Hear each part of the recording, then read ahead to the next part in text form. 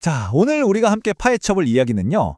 어쩌면 우리가 평생 외면해 왔을지도 모르는 비밀에 관한 겁니다. 바로 우리 발에 숨겨진 이야기죠.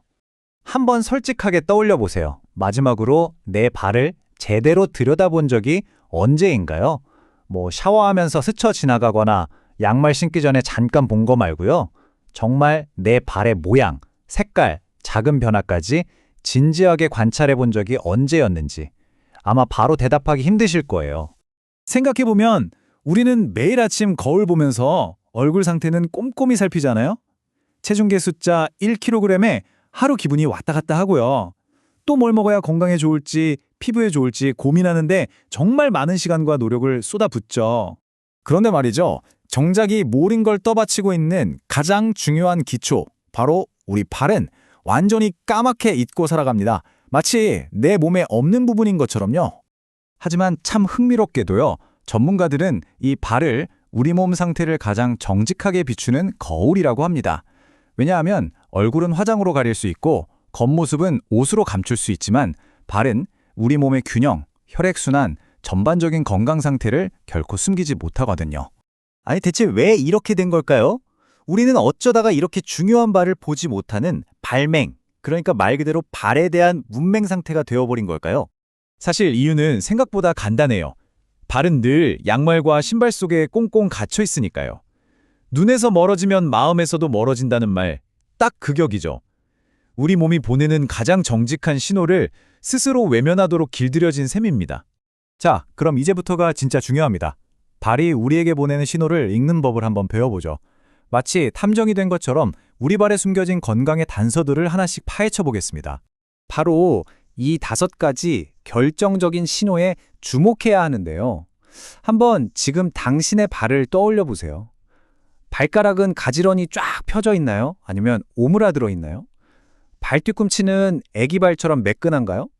발톱 색깔은 건강한 분홍빛인지, 복숭아뼈는 선명하게 잘 보이는지, 이런 것들이 그냥 사소한 피부 문제가 아니라 우리 몸 전체가 보내는 강력한 경고 신호일 수 있다는 겁니다.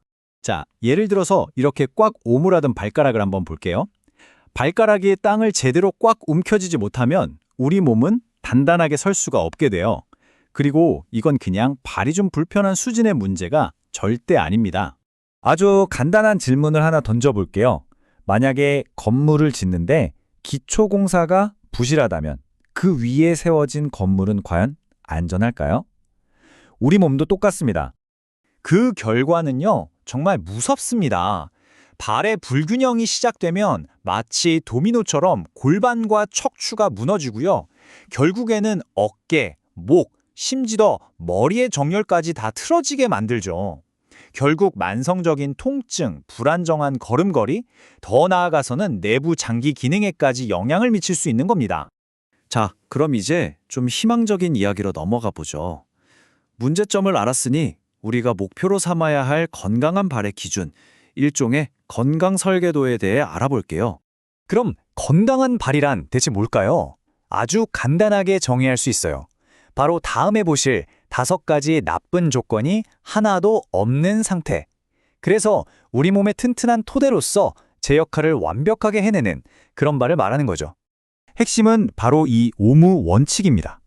첫째, 통증이 없어야 하고요. 무통증. 둘째, 심한 굳은 살이나 각질이 없어야 합니다. 무각질. 셋째, 발가락이 휘는 등의 변형이 없어야 하고요. 무변형.